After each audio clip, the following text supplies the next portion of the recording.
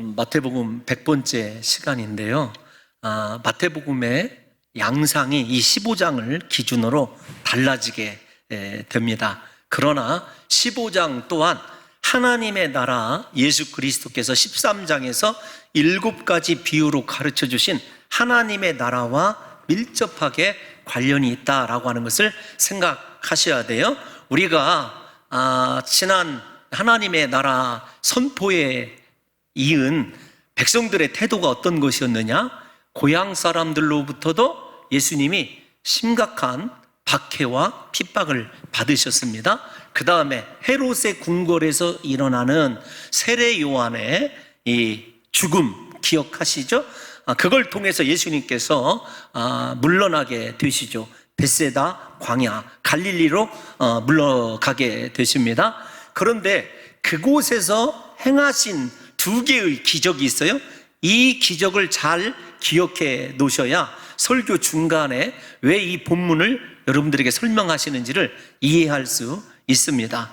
2개의 기적이 나옵니다. 벳세다 광야에서 행하신 오병이어의 기적, 그 다음에 우리가 잘 아는 대로 풍랑이는 바다 위를 걸어오셔서 제자들을 구원하신 기적, 2가지만 이야기를 했는데 사실은 3번째 기적이 소개되어 있어요. 게네사렛이라고 하는 특별한 지명을 가지고 있는 갈릴리 바다에서 사람들이 예수님의 옷가에만 손을 대어도 내가 나음을 입겠다라고 하는 믿음을 가지고 예수님께 나온 백성들이 모두 다 그들의 믿음을 통해서 고침받게 되는 기적이 아주 짤막하게 기록되어져 있습니다.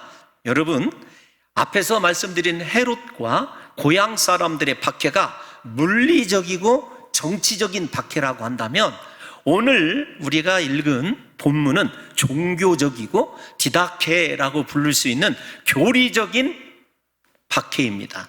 바리새인들과 서기관들이 예수님을 찾아오게 되죠. 우리가 잘 아는 대로 예루살렘에서 그들이 왔어요. 그런데 오늘 15장 1절을 보게 되면 그때라는 말로 시작하고 있어요. 그때가 지금 제가 앞에서 설명드린 크게 2가지, 짧게 3가지의 기적 이후에, 즉 하나님 나라 박해 이후에 또 다른 이 박해가 교리적으로 종교적으로 시작되고 있다는 것을 생각하셔야 돼요.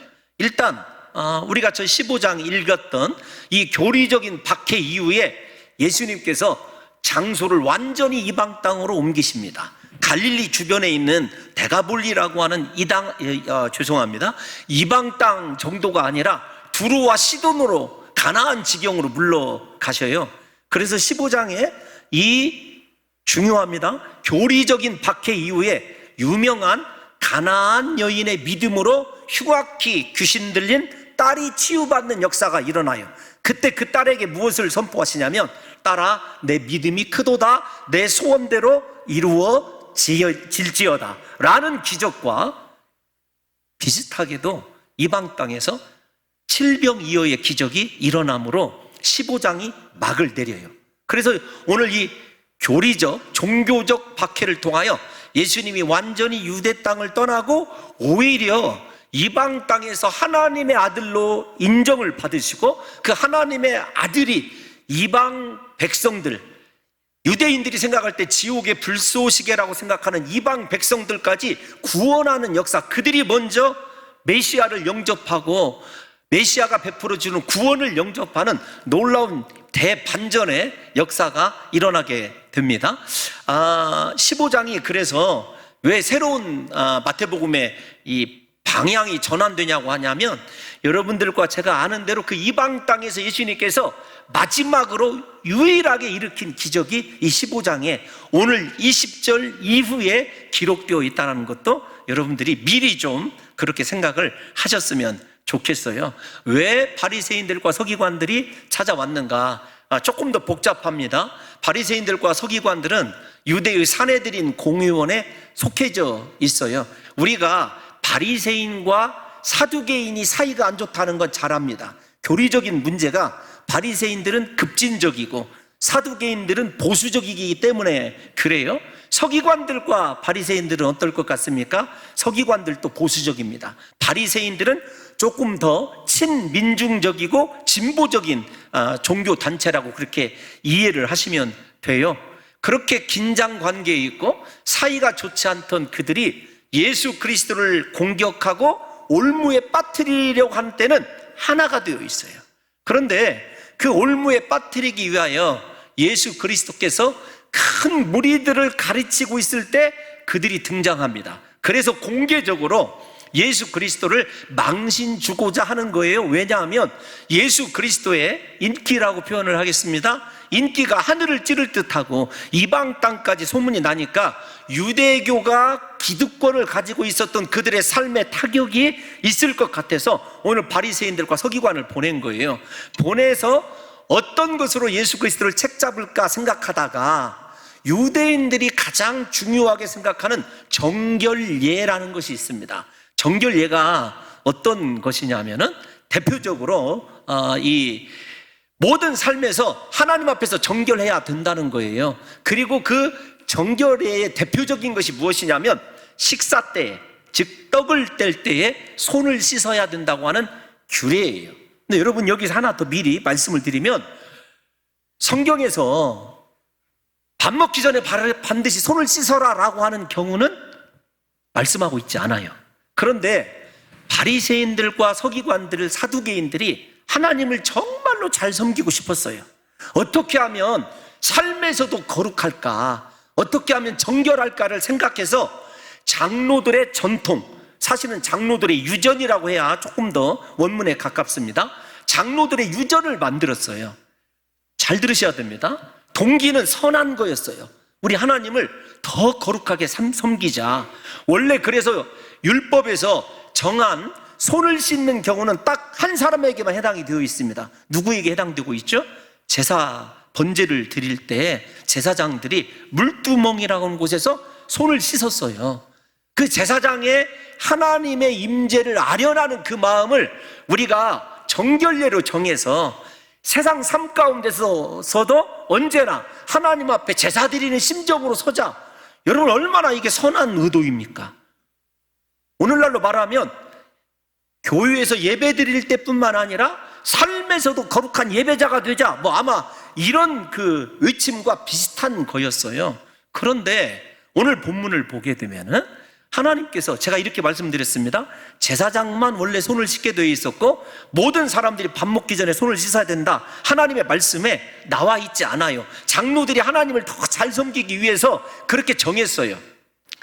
그 장로들의 유전을 하나 찾아봤더니 야다임이라고 하는 유전을 보게 되니까 이렇게 크게 세 가지로 되어 있더라고요. 손을 씻는 규례가 어떤 거냐면 떡을 떼기 전에, 즉 밥을 먹기 전에 반드시 손을 씻어야 된다. 두 번째로는 외출했다가 나오면 혹시 손이 부정한 것을 접촉했을 줄 모르니 손을 씻어야 된다. 세 번째로는 잠자기 전에 손을 씻어야 된다. 웃기는 게 뭐냐면요, 잠자기 전에 손을 씻지 않으면 시부타라고 하는 귀신이 너희 식탁에 있는, 내일 아침에 먹을 식탁에 있는 음식을 부정하게 한다.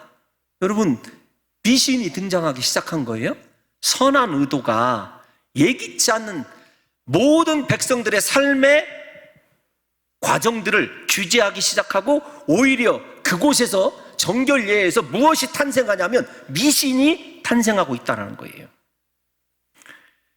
예수님께서 그것을 잘 알고 계십니다. 그럼에도 불구하고 예수님의 제자들이 손을 씻지 않고 떡을 먹는 그 장면을 그렇게 목격을 하고 예수님께 장로들의 유전을 왜 범하고 있느냐라고 힐난을 하면서 당신의 책임이다, 이걸 그렇게 사람들 앞에서 공개적으로 이야기하고 싶었던 것이거든요. 그런데 여러분, 유대인들에게 특성이 있어요. 어떤 것이냐면 지정학적인 특성이기도 하지만 이 서민들은 말입니다, 물이 귀해요.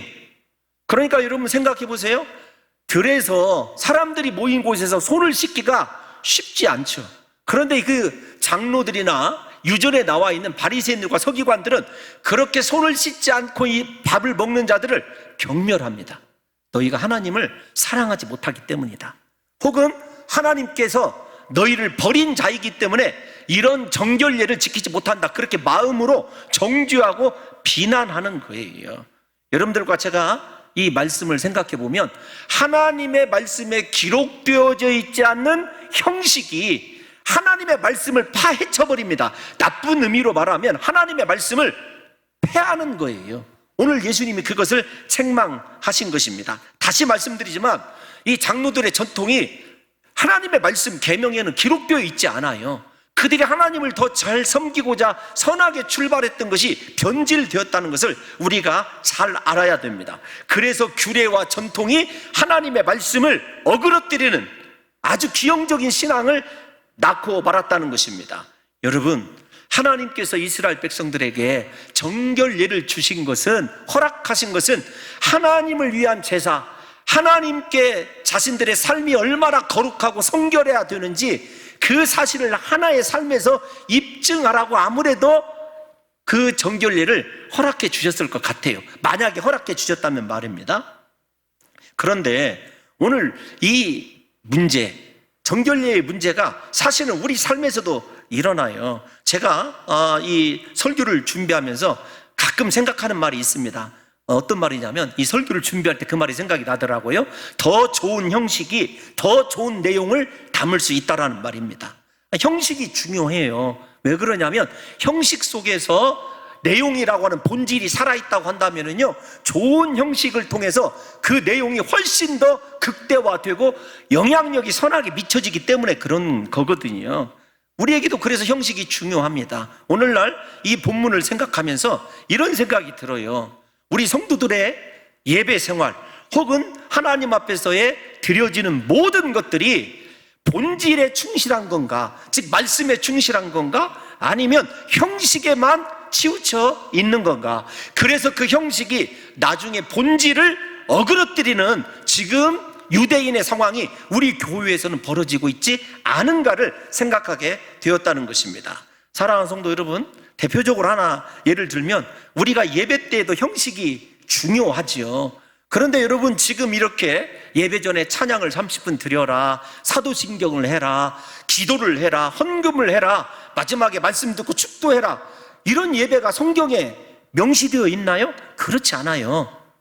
어떻게 하면 하나님을 제대로 예배할까, 본질인 하나님의 임재를 우리가 느끼게 될까를 생각을 해서 기도하는 가운데 예배가 이렇게 형식화되었어요. 발전되어 있습니다. 그러면 그 예배의 본질은 무엇이냐라는 거예요. 우리가 드리는 이 예배의 본질은 다른 것이 아닙니다. 하나님의 임재와 그 다음에 나의 생명까지 예물로 드리는 하나님과의 인격적 교제가 이 예배를 통해서 이루어지는 것이 예배의 목적이자 본질 아니겠습니까? 예컨대 좀 세분화해서 말씀을 드리면 우리가 찬양을 왜 드리죠?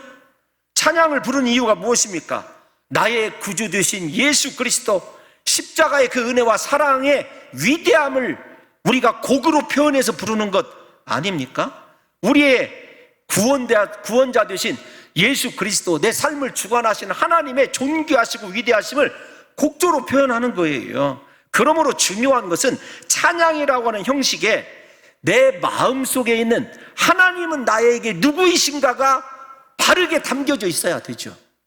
여러분, 그런 것 아니겠습니까? 우리가 찬양을 부르는 형식이 중요할 수도 있습니다. 그러나 그 형식이 아무리 중요하다 할지라도 찬양을 통한 하나님을 향한 바른 신앙 고백이 담겨져 있지 않다면 우리가 잘 아는 대로 이 찬양도 소리나는 꽹과리에 지나지 않을 수가 있어요.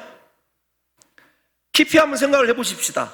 왜 우리가 찬양을 드리는지를, 예배의 형식이기 때문에 찬양을 드리는 것이 아니라 내 안에 나를 구원해 주신, 나와 함께 하시는, 내 삶을 인도하시는 하나님이 내 안에서 역사하시는 것을 우리가 곡조로 표현하는 것 아닙니까? 기도도 마찬가지죠.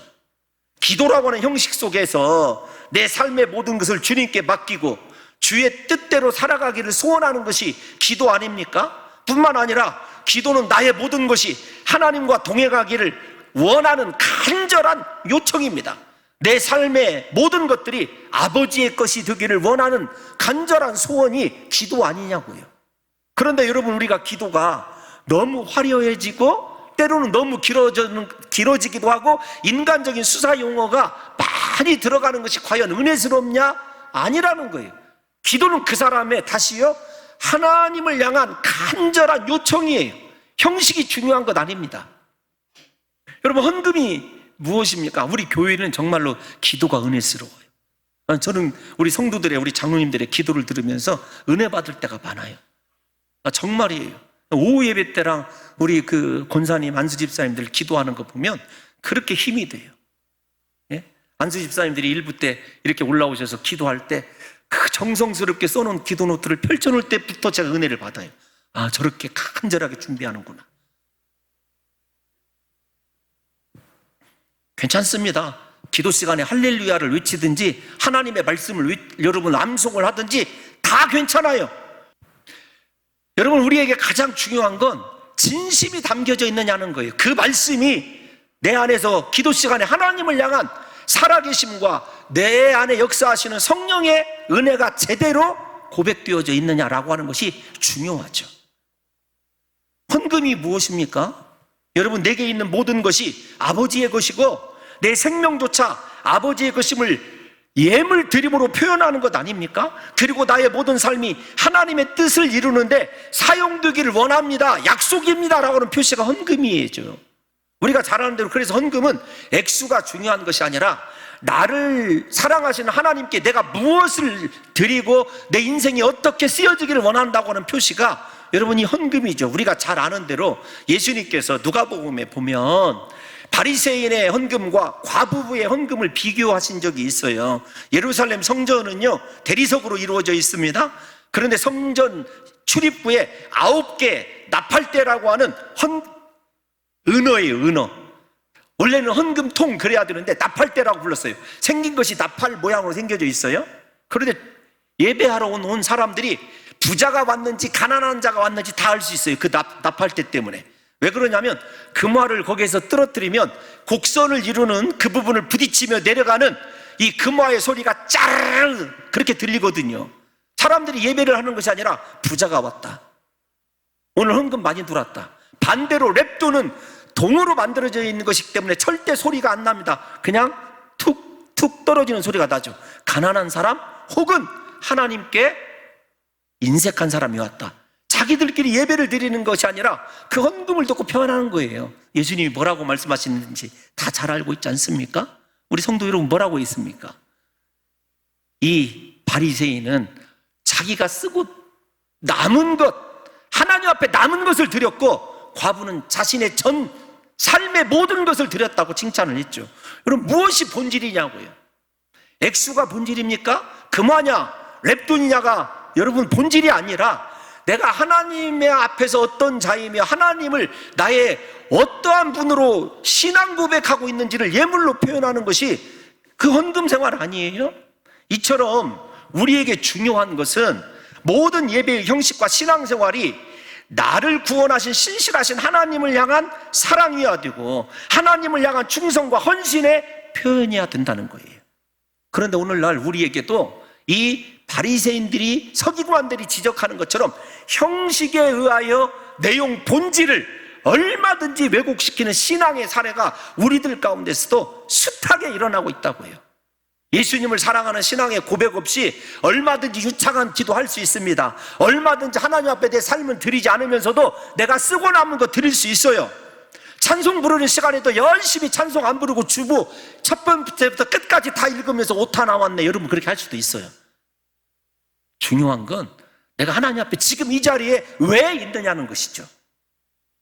그러기에 3절에서 예수님께서 이렇게 책망을 하십니다. 너희가 어찌하여 너희의 전통으로 하나님의 계명을 범하느냐. 여러분, 사람의 전통, 사람이 정한 법칙이 중요합니까? 하나님의 계명이 중요합니까? 하나님이 원하시는 예배가 중요합니까? 내 삶에서 하나님을 향하여 드리는 신앙생활을 내가 정하는 것이 중요합니까? 그래서 예수님께서 한 가지 예를 들으셨어요. 그것이 무엇이냐면 4절에서 6절에 이렇게 말씀을 하셔요. 4절에서 6절을 보게 되면 약속 있는 첫 계명, 이 부모를 공경하라는 계명을 가지고 그 당시에 바리새인들과 서기관들이 범하던 죄를 극대화시켜서 주님께서 책망하십니다. 어떤 거냐면 마가복음 7장에 보면 고르반이라고 하는 단어로 설명이 되어져 있어요. 참 유대 사회가 얼마나 그 당시 예수님 당시가 완전하게 타락하고 있었냐면 이런 겁니다. 부모를 섬겨야 되는데 부모를 섬겨야 될 물질을 마련하려면 자신의 소유를 팔아야 돼요. 근데 그거 팔기가 싫은 거예요. 이해가 되셨으면 좋겠어요? 부모님을 섬겨야 되고 공양해야 되면 필요한 물질이 있는데 무언가를 처분하거나 혹은 내가 숨겨둔 그것을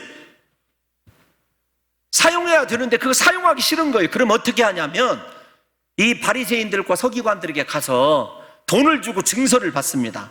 어떤 증서를 받냐면 내가 지금 이거를 가지고 있어요. 예를 들면 땅을 예를 들면 100마지기 가지고 있고 돈이 얼마 정도 있는데 이거 나중에 하나님께 드리는 걸로 그렇게 할 테니까 증서를 써주세요. 뇌물을 줍니다. 바리새인들이 증서를 써줘요. 그러면 이 사람이 자기 마을 사람들 앞에 내가 부모를 공경하지 않으려고 하는 것이 아니라 나 이거 하나님께 드렸다. 그래서 사람들 앞에서 선언을 하는 거예요. 그럼 사람들은 이 사람의 신앙이 정말 특심하구나. 자신의 부모를 희생시켜서라도 하나님을 섬기기로 하고 그 물질을 하나님께 드리기로 했네. 고르반이네. 이렇게 생각을 하는 거예요. 그런데 정작 사람들로부터 너희 부모를 버렸다라고 하는 비난을 면하고 싶고, 두 번째로는 자기가 가지고 있는 물질의 탐욕을 만족시키기 위해서 그렇게 하나님이 주신 약속 있는 첫 계명을 버렸다는 거예요. 저 말씀을 읽으면서 오늘날 갑자기 저에게도 떠오르는 단어가 하나 있더라고요. 요양병원, 요양원. 사랑하는 성도 여러분들이요, 하나님의 부모를 공경하라고는 계명이 인간의 탐욕 때문에 산산이 조각나는 것을 예수님께서 말씀하시는 거예요. 그 내용의 의도가 어떤 것이냐면 하나님의 말씀을 순종하기 위하여, 죄송합니다, 부모를 공경하는 것이 하나님의 말씀을 순종하는 것이고 하나님을 섬기는 것이라고 주님이 가르쳐 주는 거예요. 말씀 실천이. 그래서 사도 바울도 여러분 우리에게 뭐라고 말씀하셨냐면 디모데전서 5장 8절 한번 읽어볼까요? 시작. 누구든지 자기 친족, 특히 자기 가족을 돌보지 아니하면 믿음을 배반한 자요 불신자보다 더 악한 자니라. 아멘. 하나님을 존중히 여기고 경유하는 사람은 마땅히 부모를 공경해야 합니다. 그런데도 장로들은 전통을 통해서 부모를 공경하라는 하나님의 약속 있는 처음 계명을 어기면서도 사람들에게 경건하고 진실한 신앙의 사람으로 인정받을 수 있다고 가르쳐 준 거죠.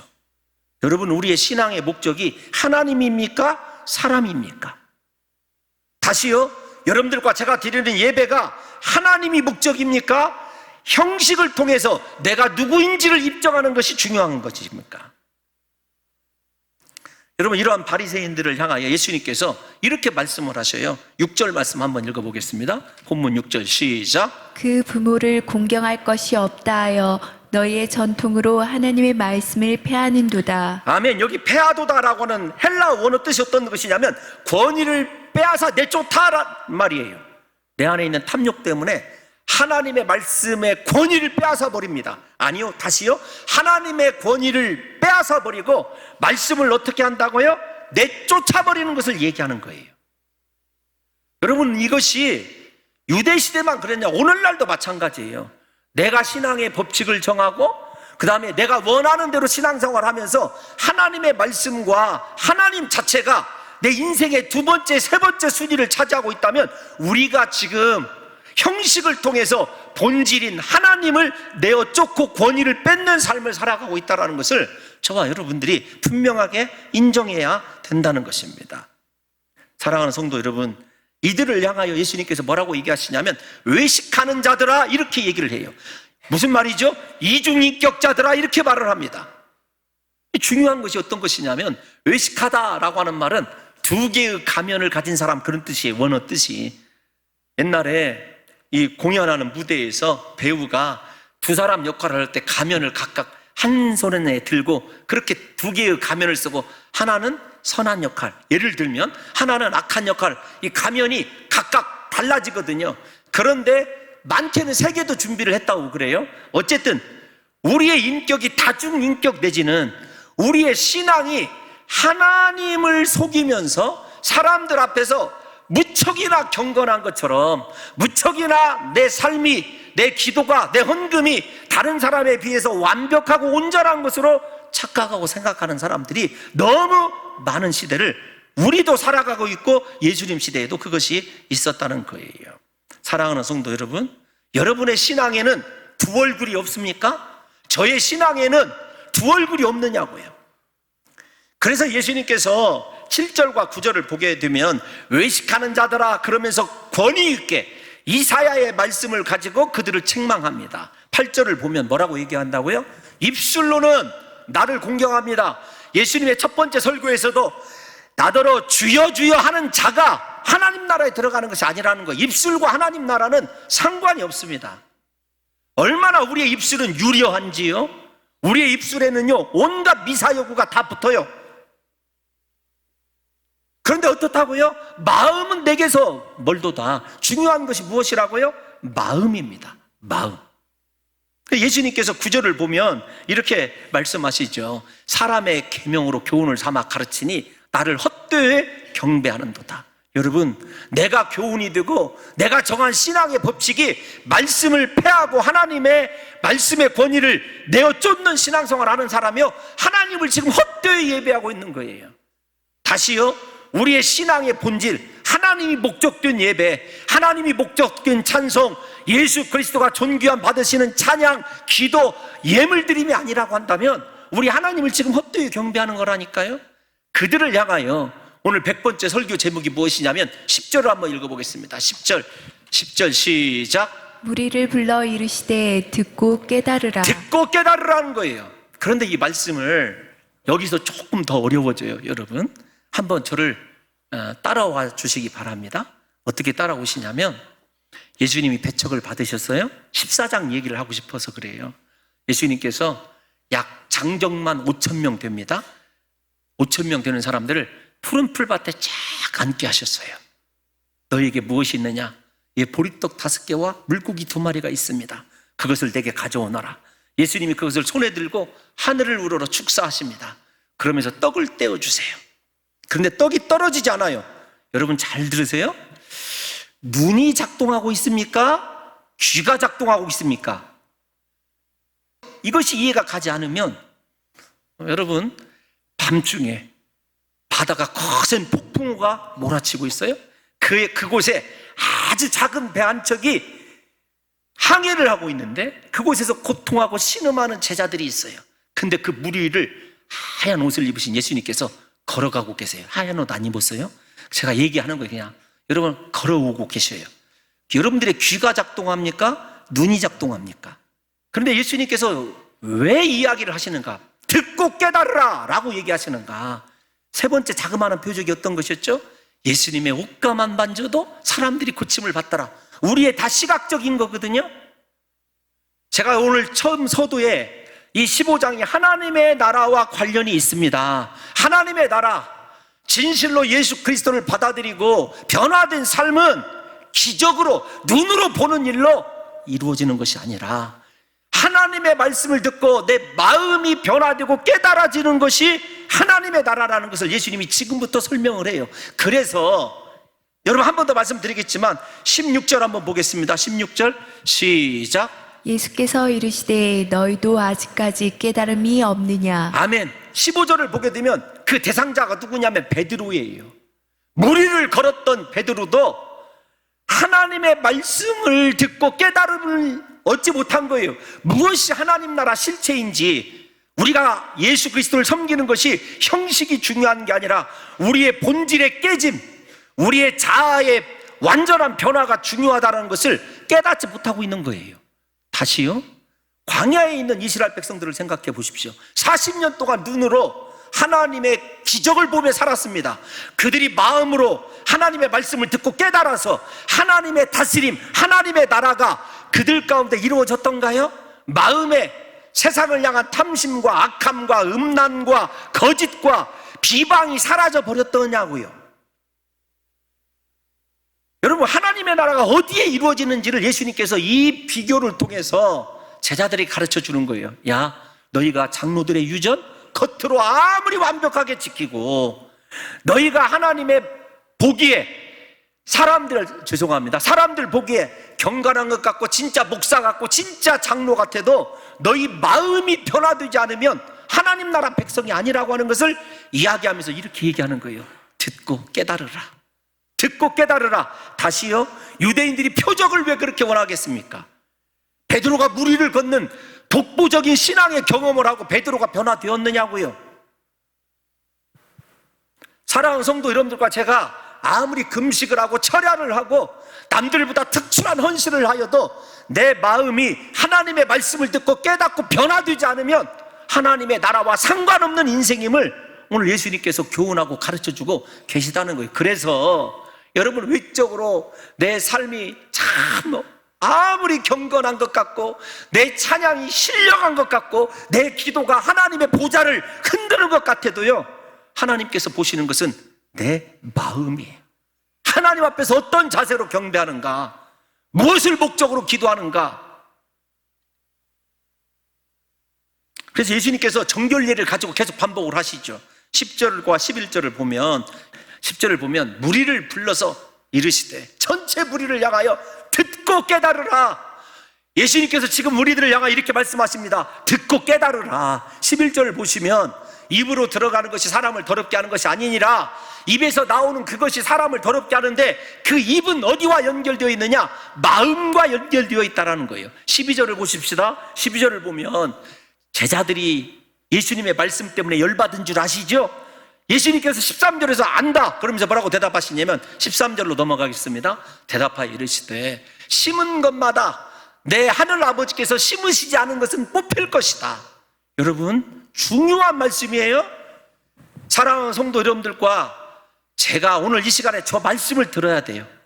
어떤 것을 들어야 되냐면, 우리가 사람 보기에는요 아름답고 귀한 것을 심은 것처럼 생각이 되어질 때가 있습니다. 아니, 저도 목회자로서 나름대로 그런 쓸데없는 자부심을 가지고 살아가는 사람 중에 한 사람이에요. 그런데 그것이 하나님과 상관없는 심음이에요. 내가 지금까지 기도했던 것, 우리가 잘 아는 대로 갈라디아서 6장 7절 사람이 무엇이든지 심은 대로 거두리라고 그러는데, 여러분 생각 한번 해보세요. 내가 누구보다도 새벽에 일찍 일어나서 기도하는 것, 내가 누구보다도 간절한 마음으로 부르짖어 기도하는 것, 내가 하나님 앞에서 찬양드리고 헌신하는 그것이 하나님과 상관없는 것이어서 하나님께서 뽑아버리실 것이라고 한다면, 뽑아서 심판하실 것이라고 한다면, 여러분 우리의 신앙, 우리의 인생이 얼마나 억울하겠어요? 여러분, 이 시간에 말씀을 듣고 깨달음이 어떤 것이냐면, 내 인생 하나님이 뽑으실 것인지 하나님이 심으실 것인지를 생각해야 돼요. 내 신앙, 내 예배 하나님께서 심으실 것인지 하나님께서 뽑아버릴 것인지를 생각하셔야 된다고요. 하나님께서 심으시지 않은 것은 당연히 뽑히는 거죠. 사랑하는 성도 여러분들과 제가 이 신앙생활을 하면서 깨달아야 될 것이 있어요. 마태복음 23장을 보게 되면 예수님께서 외식하는 자들아, 외식하는 자들아 7번이나 무려 책망을 하십니다. 이중적인 신앙생활, 하나님이 가장 경멸하는 것이에요. 여러분, 외식을 마태복음 23장에서 해석을 해보니까 이런 거예요. 여러분들에게 좀 각색을 해서 말씀드리면, 외식하는 신앙, 이중인격의 신앙이 뭐냐면 말만 무성하고 행동하지 않는 사람, 남에게 시키기만 하고 자기는 손가락 하나 움직이지 않는 사람, 사람에게 잘 보이려고 거칠에만 요란한 사람, 섬김받는 자리에만 관심이 있는 사람, 이게 전부 다 외식이에요. 외식. 이중적인 신앙의 인격입니다. 제가 말씀을 묵상하면서 처음 신앙생활을 하는 사람은요 외식하지 않습니다. 신앙의 경력이 화려하고 직분이 중하다고 생각할수록 외식하기가 쉽더라고요. 여러분, 그러니까 외식을 가장 많이 하는 사람이 누구일까요? 다시요? 여러분, 여기 외식을 가장 많이 하는 사람은 여기 서 있는 목사예요. 사람들 앞에서 거룩한 목사인 것처럼. 그런데 제 속에 여러분, 낮에는 지킬 박사고 밤에는 하이드가 되고, 여러분 우리에게 이중적인 면이 존재하고 있다고 한다면 얼마나 하나님을 속이는 자고 하나님을 능멸하는 자고 하나님의 자리에서 하나님을 빼앗아 패하는, 여러분 그 삶을 살아가기가 쉽다니까요. 그래서 사랑하는 성도 여러분, 제가 생각할 때 평신도보다 중직이 되었을 때 외식하기 쉽습니다. 다른 사람의 삶에 대해서 판단도 잘하고요, 다른 사람의 기도에 대해서도 평가는 잘해요. 그런데 내 자신의 삶은 어떠하냐고요. 그래서 예수님이 처음 산상설교에서도 뭐라고 말씀하셨냐면, 사람에게 보이려고 너희 의를 행하지 않도록 주의하라. 그러지 아니하면 하늘에 계신 너희 아버지께 상을 받지 못하느니라. 여러분, 사람은 중요한 것이 아니에요.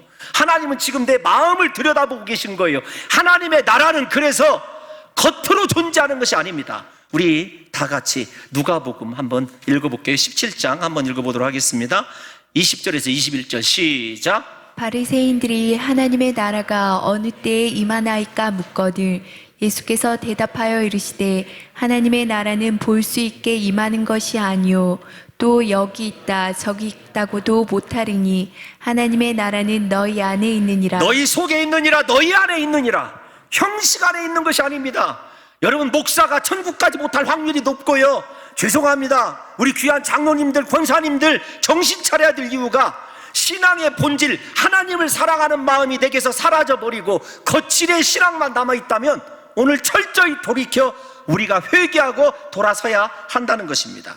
그래서 예수님께서 뭐라고 말씀하셨냐면 13절 14절을 보면 맹인이 맹인을 인도하지 않도록 하라는 것이에요. 둘 다 구덩이에 빠진다. 누구에게 얘기하고 있겠습니까? 바리새인들과 서기관들에게 얘기한 것이고, 여기 서 있는 홍 목사에게 얘기하는 것 아니겠습니까?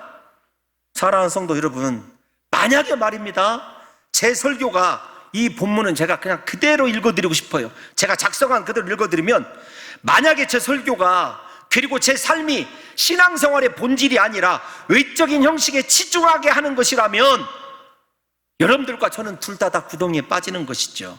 무서운 예수님의 심판에 해당하는 것입니다. 그래서 제가 이렇게 썼습니다. 어떻게 썼냐면, 여러분 제 설교를 듣고 마음이 아파야 됩니다.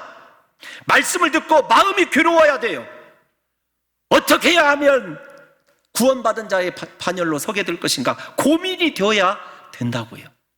여러분들이 위로받고 마음에 평안이 있는 거 참 중요합니다.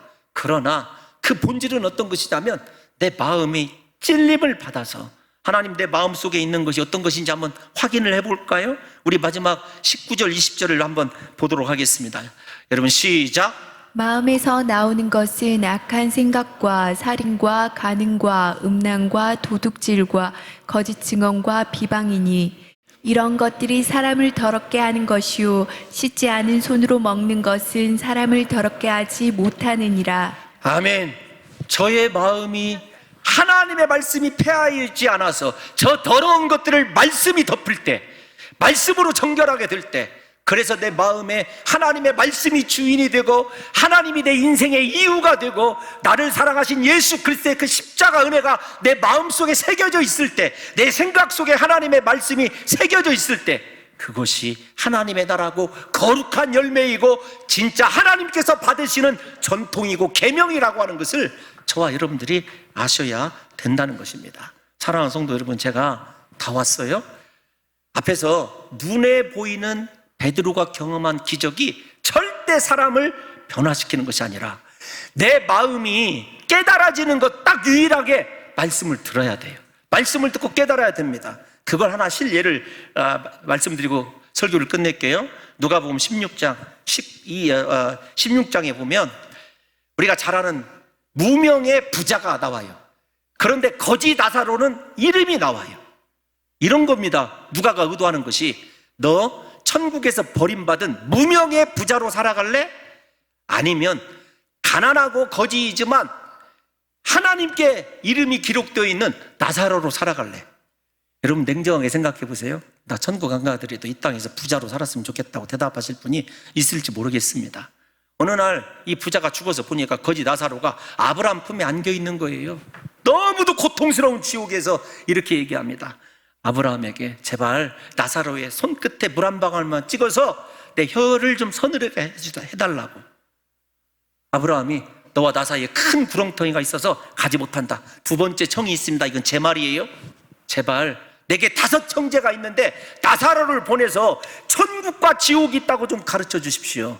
그랬을 때 예수님이 뭐라고 대답하셨는지 우리 29절에서 31절 한번 말씀으로 읽고 끝내도록 하겠습니다. 시작. 아브라함이 이르되 그들에게 모세와 선지자들이 있으니 그들에게 들을지니라. 이르되 그렇지 아니하니이다. 아버지 아브라함이여, 만일 죽은 자에게서 그들에게 가는 자가 있으면 회개하리이다. 이르되 모세와 선지자들에게 듣지 아니하면 비록 죽은 자 가운데서 살아나는 자가 있을지라도 권함을 받지 아니하리라 하였다 하시니라. 아멘. 아무리 풍랑 위를 걸어도요, 오병이어의 기적을 보고요, 죽은 사람이 살아나는 기적을 보고도 말씀을 듣고 깨닫지 못하여 마음이 변화가 되지 않는 사람은 하나님 나라 백성이 아니라는 것을 예수님이 이렇게 말씀하셨죠. 부디 저와 여러분들에게 진정한 내 중심이 말씀으로 깨어지고 철저히 회개함으로 말미암아 하나님의 나라가 내 마음속에 임함으로 진실한 경배자요 예배자로 삶이 드려지는 역사가 있으시기를 예수님의 이름으로 축원합니다.